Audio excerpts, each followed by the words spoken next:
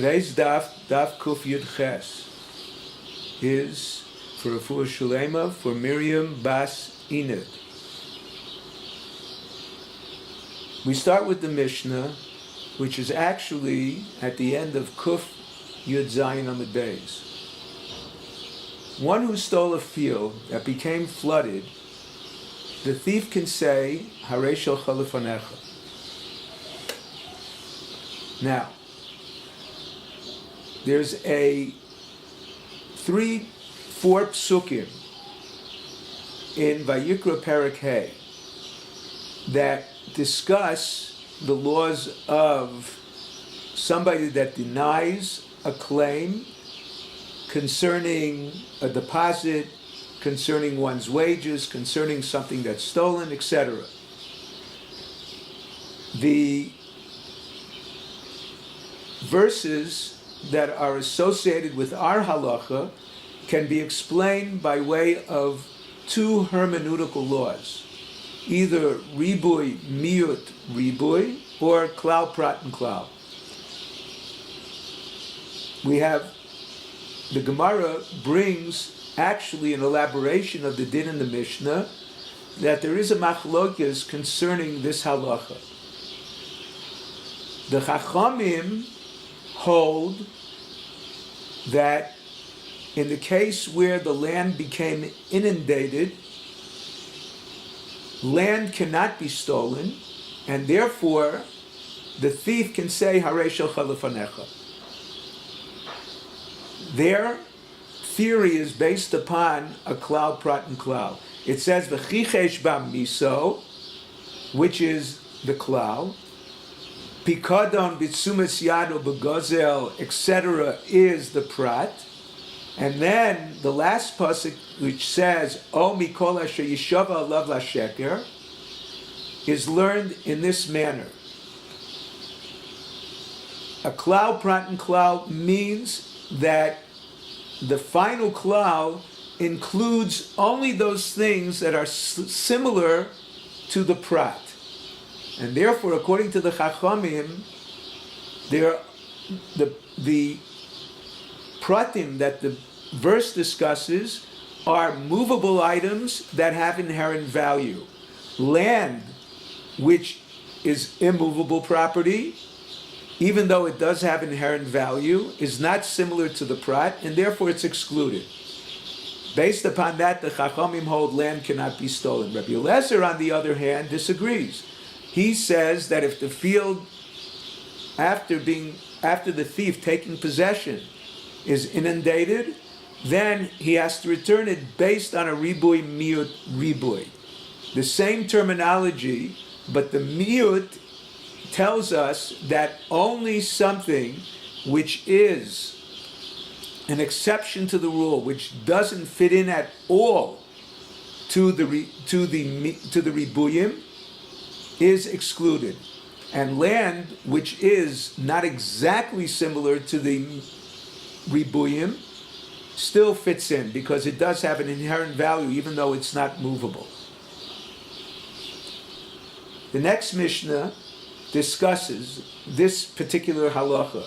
A theft, loan or deposit, taken or received in a settlement, an area that's settled, cannot be returned in a wilderness. The Gemara explains, one cannot return them in an unsafe place. In respect to any of these cases, the one returning cannot impose the recipient to receive it where he wants to give it to him. A loan, however, is different in respect to the lender. The lender can demand the payment of the loan wherever he wants, as long as the borrower is not stranded in the wilderness as a result. However, if the custodian told the depositor he intends to travel to the wilderness as well, he says, I'm going to be there, even if they didn't explicitly agree that he had the option to return it, still, it's as if he stipulated that when I'm there, I'm going to give it back to you. And therefore, the thief or the borrower has the option to give it back. The next halacha is the difference if a thief, borrower or custodian, said, I don't know if I returned it to you, or he is unsure if he ever was in possession of any theft, loan, or deposit. One is he knows for sure the theft did take place. He doesn't know for sure if he gave it back. The other way, he's totally unsure if any of this ever happened. The Mishnah holds if the defendant is uncertain if he returned them, he is liable.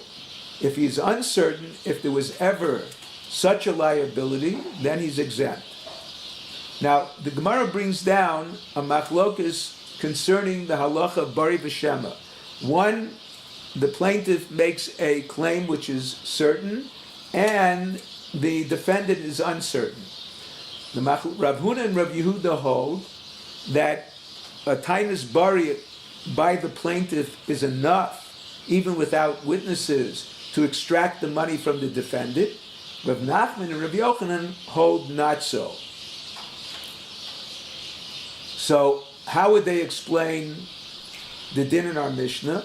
Although in the first case the plaintiff claims certainty, this does not suffice to contradict the cheskes mamon that the defendant has.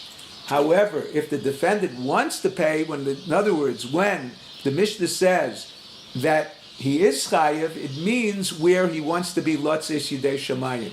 That since there was a claim of certainty on the part of the plaintiff, even though b'dinei adam he's not entitled to the money, if he wants to be yotzei lotzes yidei shamayim, then he has to pay the money. The next Mishnah discusses the law if the thief returns a stolen animal to its owner, who is aware of the theft without notifying him, the thief is liable if something happened to it. If the owner is unaware, then he counts his sheep after its return, and there is the correct number. The thief is exempt if something happens to the animal after that. Now, there are four opinions in the Gemara as how to explain the Mishnah. Rav learns the Mishnah as we understand it simply. He holds when the owner knows of the theft, counting does not exempt the thief. However, if the animal has a unique appearance, then returning it without notifying or counting suffices.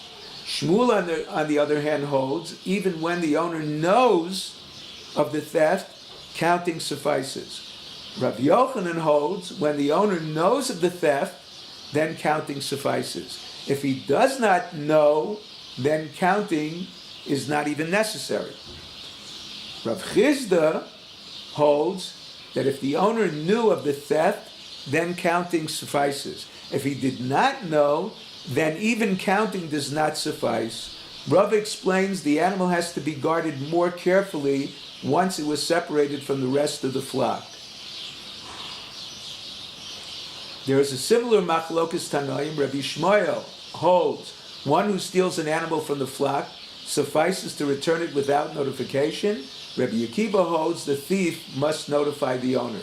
The Gemara explains their argument concerns the shepherd who stole the animal. According to Rabbi Shmuel, he still is the agent of the owner until he is officially dismissed for the theft. He does not have to notify the owner. Rabbi Akiva, on the other hand, holds that as soon as he steals, since he no longer is trustworthy in the eyes of the owner, he is no longer his agent. Only if the owner is notified, then he no longer is responsible if something happens beyond his control. The next halacha is a thief who includes stolen money with money for a purchase. There are two contradictory brises. One holds he has returned the stolen item as well, even if he didn't notify the victim, and one says not. The Gemara suggests that this is similar to the argument of Rav and Shmuel. If the owner knows, does he require notification or does counting suffice? They argue about the principle of Rabbi Yitzchak. This is the second interpretation of the Gemara, whether a person counts his money immediately, and therefore he would know he received more than the purchase price or not. The third interpretation of the Gemara is that everybody holds like Rabbi Yitzchak. The one who holds he is not Yotzei, returning the theft, holds he put the money in the victim's hand as opposed to his purse. The fourth interpretation is both hold the money was placed by the thief in his purse, but there was other money in there, and therefore one holds he knows how much in fact he received, the other holds that he may not know.